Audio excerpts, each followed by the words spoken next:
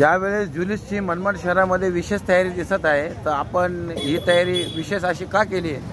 सूर्यपाक सलीला सलाम यांच्या 1500व्या जन्मदिवसाबद्दल हे विशेष देखावा लावण्यात आला।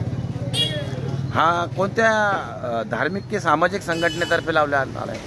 सामाजिक संघटना। काय नाव आहे आपल्या संघटनेचं? सामाजिक संघटना।